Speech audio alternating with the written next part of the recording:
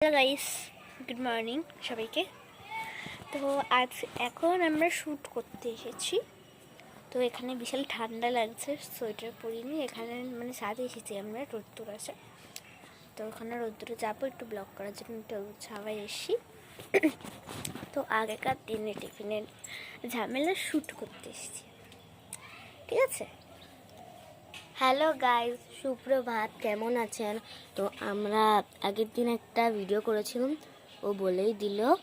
তো আজকে সেটা শ্যুট করতে আমরা ছাদে এসেছি। তো ছাদের পরিবেশ একদমই ভালো না, চারিদিকে কথাবার্তা হচ্ছে। আমরা কি করব না করব বলতে পারছি না। ও বলুক এবার।